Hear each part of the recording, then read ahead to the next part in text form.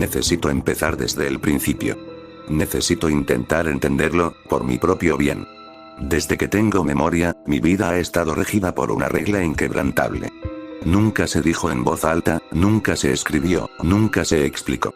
Fue una regla aprendida mediante un silencio castigador, mediante las miradas agudas y amonestadoras de mi padre, mediante una presión atmosférica tan densa que se sentía en la piel.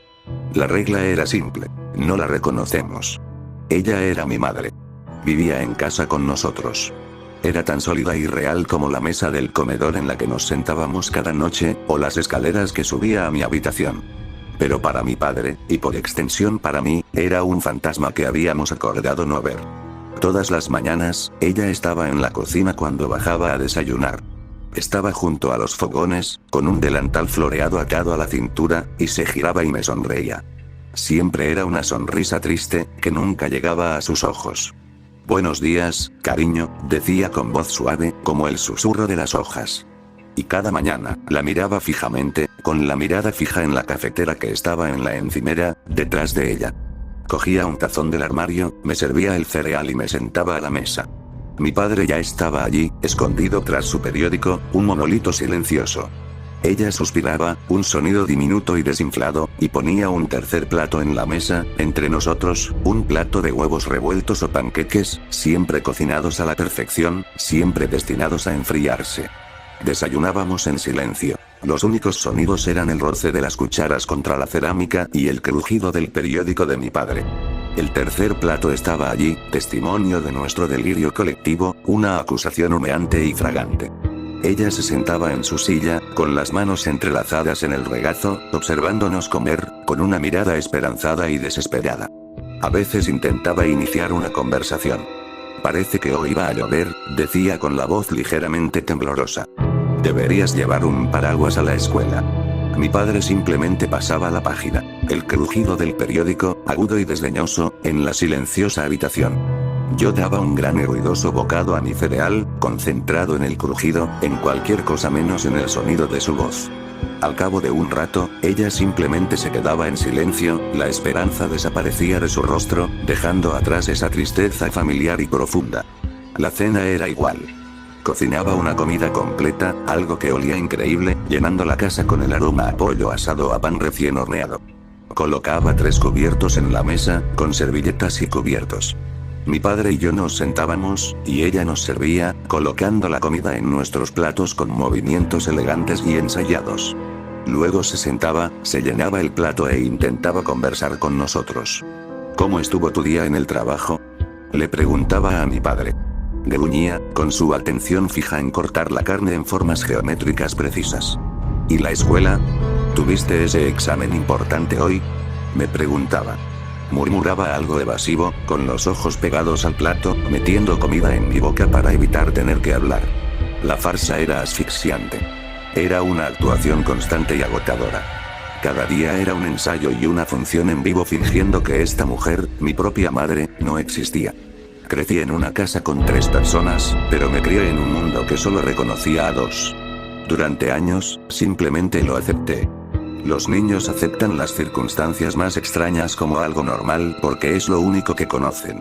Sale el sol, el cielo es azul y no hablamos con mamá. Era simplemente una realidad. Aprendí a ignorarla, a desdibujar su silueta en los bordes de mi visión. Se convirtió en un elemento secundario, como un cuadro en la pared que ya no se nota. Pero a medida que fui creciendo, llegando al final de la adolescencia y luego a los 20 y pocos, la aceptación empezó a convertirse en algo más. Primero fue confusión, luego una profunda y persistente culpa. Empecé a observarla con atención. Vi las finas líneas de tristeza dibujadas alrededor de sus ojos. Vi cómo se hundían sus hombros cuando la ignorábamos, cómo a veces tocaba el respaldo de la silla de mi padre al pasar, un anhelo de contacto que nunca era correspondido. Vi a una mujer que se sentía profunda y devastadoramente sola, atrapada en su propia casa. Mi percepción de mi padre también cambió. El hombre silencioso y estoico que una vez vi como protector empezó a parecerme un tirano. Su gobierno era extraño y cruel. Era un acto de violencia emocional calculado y cotidiano. ¿Qué había hecho ella para merecer esto? ¿Había tenido una aventura? ¿Había hecho algo imperdonable que yo era demasiado joven para recordar? Fuera lo que fuese, este castigo me parecía monstruosamente desproporcionado. Era una forma de tortura fría y silenciosa, y él me había convertido en su cómplice. El resentimiento fue creciendo poco a poco, como una opresión en las costillas. Empecé a tener problemas para dormir. Me acostaba en la cama y oía su llanto, apenas perceptible, desde su habitación. Era un llanto suave y apagado, el tipo de llanto que emites cuando intentas no despertar a nadie, y me rompía el corazón. ¿Cómo podía mi padre acostarse a su lado todas las noches, oír eso y no hacer nada? ¿Qué clase de hombre era? Empecé a ver sus acciones como una forma grotesca de misoginia, un ejercicio de control absoluto. La había borrado. La había despojado de su voz, de su presencia, de su existencia misma dentro de la familia que había construido. Y yo lo había ayudado. Con cada desayuno silencioso, con cada pregunta ignorada, yo le apretaba las tuercas. El punto de quiebro llegó el martes pasado. Era un día lluvioso y miserable, de esos que hacen que el mundo entero se sienta gris y húmedo. Estaba en la sala, intentando leer, pero las palabras flotaban en la página. Ella entró y se quedó junto a la ventana, observando la lluvia deslizarse por el cristal. No intentaba hablarme. Simplemente estaba allí de pie, contemplando el mundo del que formaba parte, pero que parecía no poder tocar. Empezó a tararear. Una nana sencilla y triste. Era una melodía que me resultaba vagamente familiar, como un sueño medio olvidado. Sentí un nudo en la garganta. Observé su reflejo en el oscuro cristal de la ventana, una figura translúcida contra los árboles azotados por la tormenta. Sus hombros temblaban casi imperceptiblemente. Volvía a llorar, en silencio. Algo dentro de mí se quebró. Años de culpa reprimida, de rebeldía silenciosa, de amor por esta mujer a la que no me permitieron conocer, todo salió a la superficie. Estaba mal. Todo esto, toda esta vida, era fundamental y grotescamente erróneo. Ya no podía formar parte de ello. Esperé hasta oír el coche de mi padre salir de la entrada para su viaje semanal a la ferretería. Era un ritual para él, cada martes por la noche, un par de horas para sí mismo. La casa se sumió en un nuevo tipo de silencio, uno que no era forzado, sino simplemente vacío. Solo que no estaba vacío. Ella seguía allí. La encontré en la cocina, lavando los platos, de espaldas a mí. El corazón me latía con tanta fuerza que sentí que debía oírlo. Tenía la boca seca. Sentía que estaba a punto de romper una ley de la física, como si el universo mismo fuera a fracturarse si hablaba. Respiré profundamente. Mamá. La palabra me sonó extraña en la boca. Pesada y torpe. Se quedó paralizada. Sus manos, sumergidas en el agua jabonosa, se quedaron completamente quietas. El silencio que siguió fue el más profundo que jamás había experimentado en esa casa. Se prolongó durante lo que pareció una eternidad. Lentamente, se dio la vuelta. Su rostro era una máscara de incredulidad. Sus ojos, abiertos y brillantes por las lágrimas, estaban fijos en los míos. Me miraba como si estuviera presenciando un milagro. Entreabrió los labios, pero no emitió ningún sonido. Simplemente me miró fijamente, su expresión pasando de la sorpresa a una alegría radiante y naciente, tan pura que era doloroso verla. Puedes verme, susurró, con la voz entrecortada por la emoción.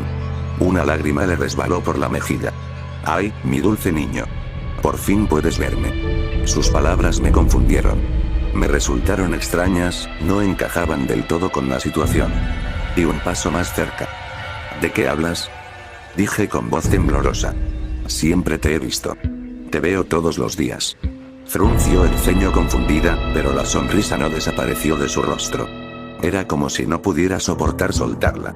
Pero, nunca me miraste. Nunca hablaste. Papá, dije, con la palabra veneno. Fue él. Me dijo que no lo hiciera. Era su regla. Yo era un niño, tenía miedo. No sabía qué hacer. Pero ya no soy un niño. Y está mal. Lo que te está haciendo está mal. La comprensión inundó su rostro, seguida de una sombra de aquella vieja tristeza. Extendió la mano y me la tomó. Su piel estaba fría, sorprendentemente fría, como mármol abandonado en un sótano. Pero su agarre era firme. Real.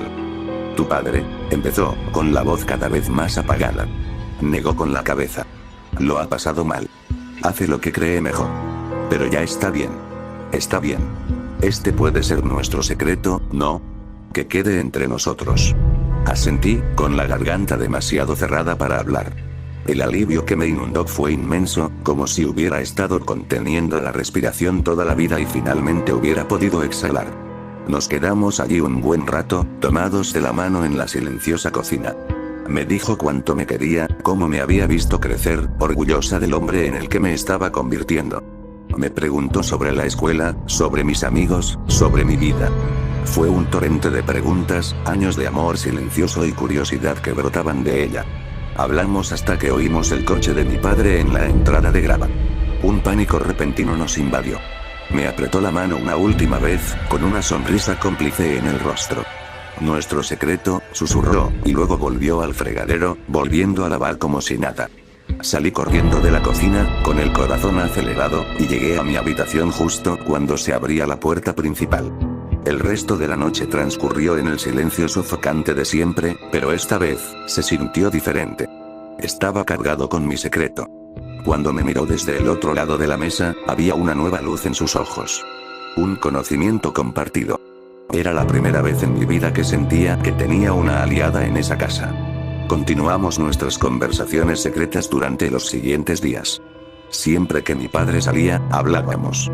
Descubrí sus libros favoritos, la música que amaba, los lugares que había soñado con visitar. Era vibrante, inteligente y divertida.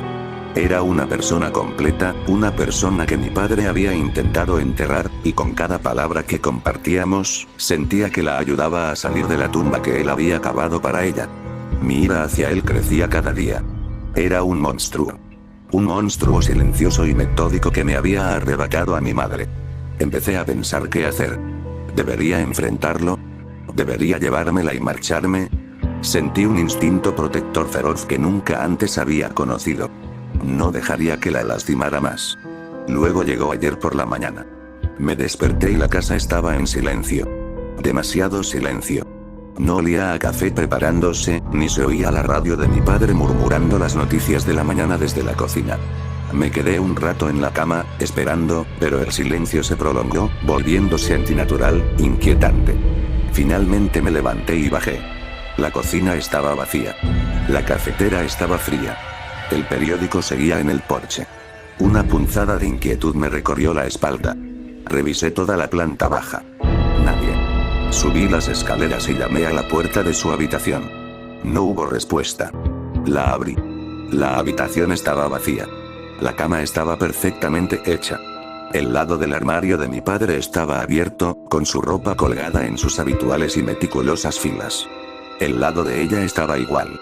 Nada parecía fuera de lugar, pero su ausencia era un vacío abrumador.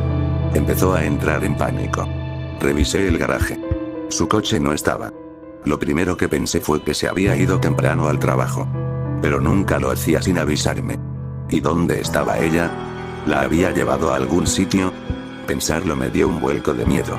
¿Se habría enterado de nuestro secreto? Pasé todo el día con una ansiedad creciente. Llamé al celular de mi padre una docena de veces. Siempre saltaba el buzón de voz. Llamé a su oficina. Su secretaria me dijo que no había aparecido, algo que nunca antes había sucedido. No sabía a quién llamar para hablar de ella. No tenía celular. No tenía amigos, que yo supiera. Todo su mundo estaba encerrado en las paredes de nuestra casa. Al anochecer, estaba frenética. Recorrí las habitaciones vacías, el silencio de la casa me oprimía. ¿La habría lastimado? ¿Se la habría llevado para castigarla, para castigarme? Las más oscuras posibilidades comenzaron a rondar mi mente. Tenía que hacer algo. Tenía que encontrar una pista, cualquier cosa que me indicara a dónde habían ido. Mi búsqueda me llevó de vuelta a su habitación. Sentía que era una violación estar allí, rebuscar entre sus cosas, pero estaba desesperada. Revisé los cajones, debajo de la cama, en el armario. Nada. Era solo una habitación, extrañamente ordenada e impersonal. Entonces lo vi. En el suelo del armario de mi padre, escondido tras una hilera de zapatos, había un pequeño baúl de madera. Nunca lo había visto. No estaba cerrado con llave. Me temblaban las manos al levantar la tapa. Dentro había diarios. Una pila de ellos, todos idénticos, cuadernos negros con tapas de cuero. Del tipo que usaba mi padre para trabajar. Saqué el de arriba. Su letra pulcra y precisa llenaba la página. La primera entrada estaba fechada hacía más de 15 años. Me senté en el borde de su cama, el aroma de su colonia aún débil en las almohadas, y comencé a leer. 12 de octubre ha pasado un año. Un año desde el accidente. La casa se siente tan vacía, un cascarón vacío. Miro a mi hijo, veo sus ojos, y el dolor es tan reciente que parece que fue ayer. Solo tiene 3 años, demasiado pequeño para entender. Solo pregunta por mamá. ¿Cómo le explico a una niña de 3 años que nunca volverá? El informe policial lo calificó de accidente extraño. Un cable eléctrico caído durante la tormenta. Lugar equivocado, momento equivocado. No parece un accidente extraño. Parece un robo. El mundo nos la ha arrebatado. Se me heló la sangre. Leí la entrada de nuevo, y luego una tercera vez. ¿Un accidente? ¿Murió? No. Era imposible. Había hablado con ella ayer. Le había cogido la mano. Fue un error. Otro diario. Algo.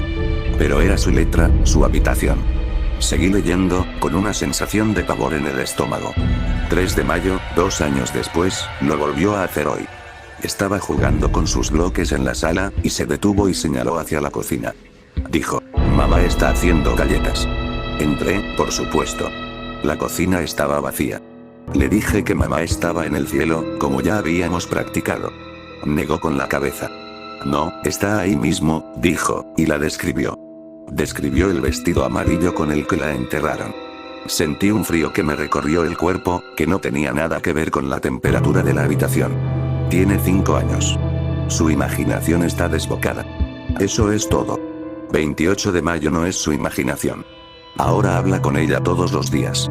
He empezado a ver destellos. Un destello de movimiento en el rabillo del ojo cuando dice que pasa. Un ligero aroma a su perfume en una habitación que supuestamente acaba de dejar. Esta mañana, yo estaba en el recibidor y él estaba en su habitación, charlando. Le pregunté con quién hablaba. Mamá, dijo, me está cantando una canción.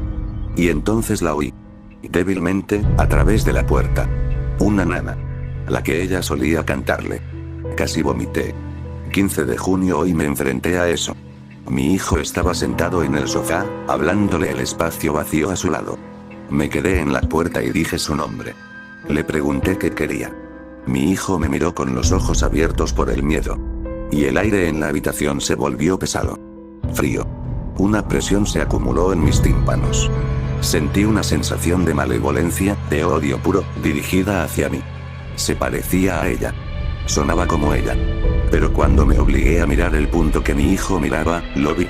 Solo por un segundo. Su silueta estaba allí, pero los ojos eran pozos negros.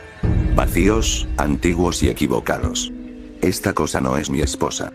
Mi esposa se ha ido. Esto es algo más, un parásito que lleva su memoria. Se me cortó la respiración. Sentí náuseas. Esto era una locura. Estaba loco. Estaba de luto, se había vuelto loco. Tenía que ser eso. Apreté el diario con más fuerza, con los nudillos blancos. 1 de julio lo he intentado todo. Sacerdotes, mediums, investigadores paranormales. O bien piensan que estoy loca o bien salen de casa pálidas y conmocionadas, diciéndome que no pueden ayudarme. Uno de ellos me dijo que es un imitador. Una sombra.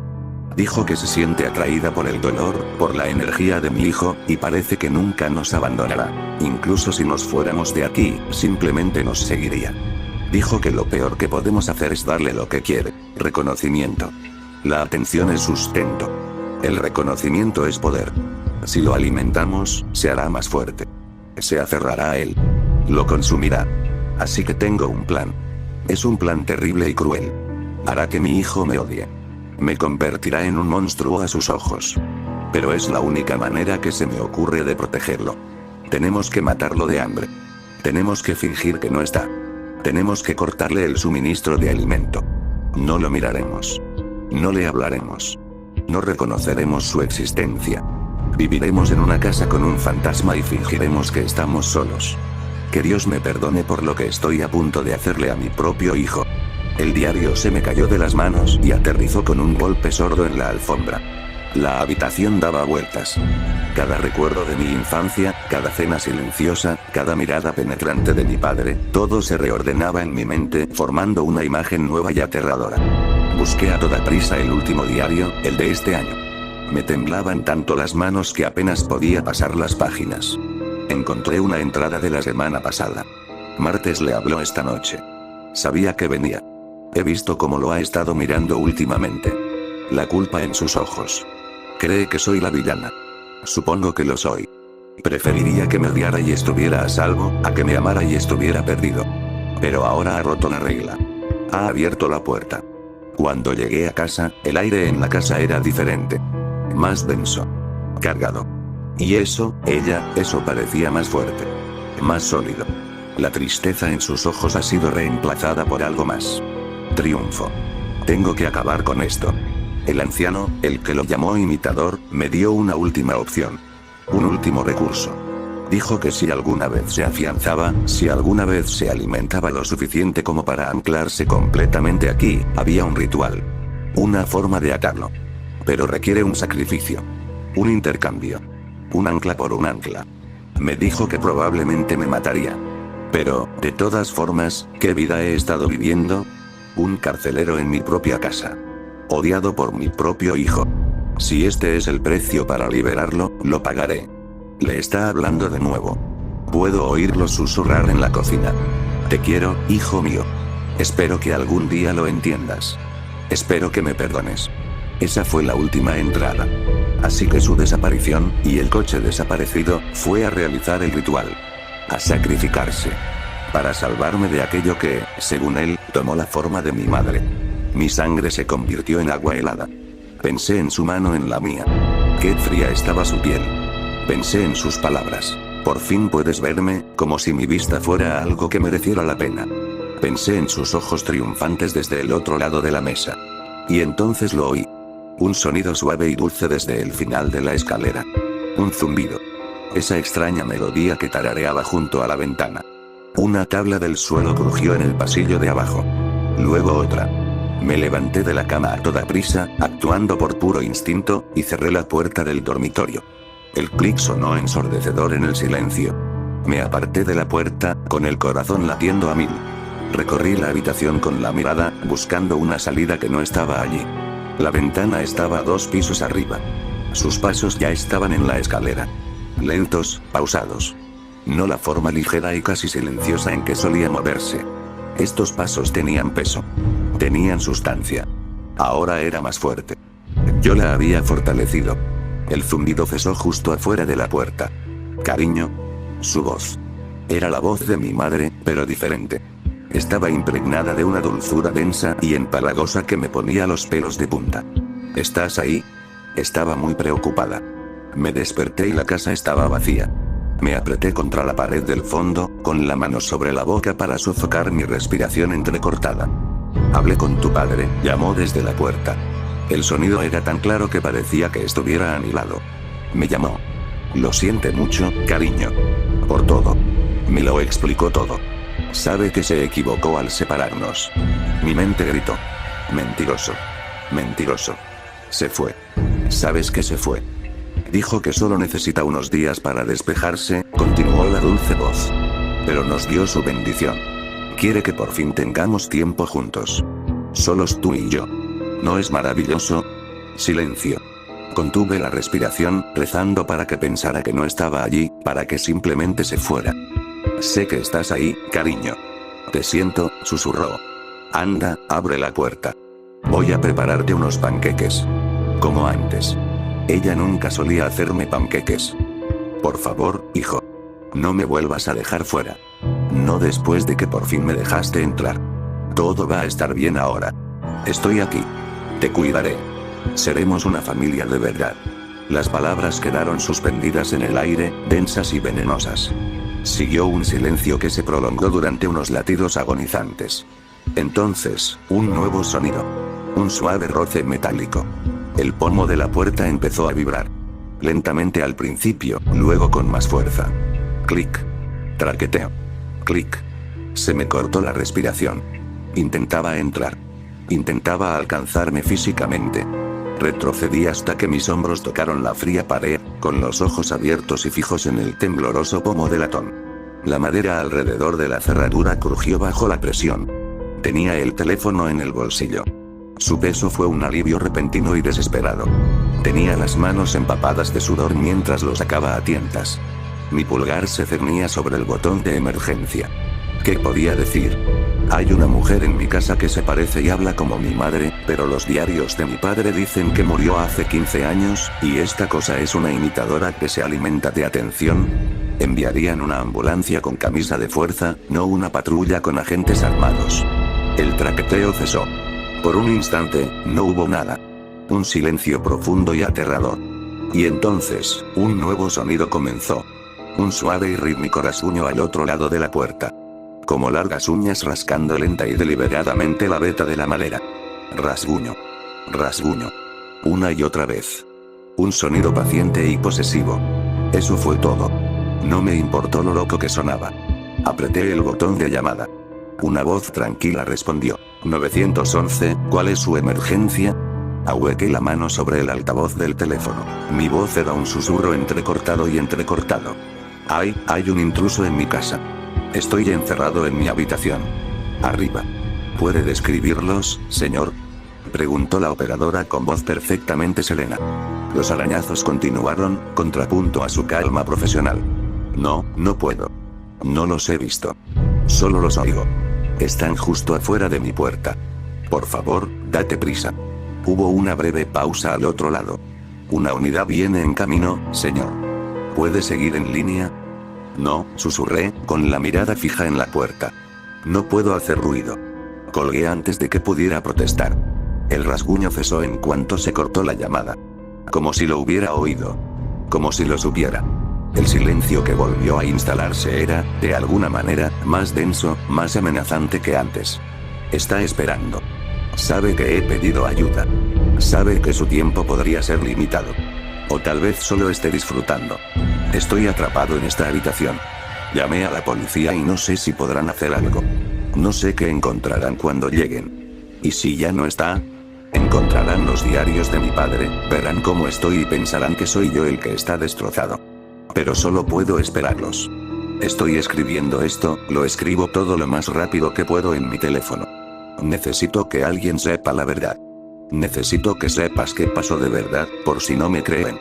Por si me pasa algo malo antes de que lleguen.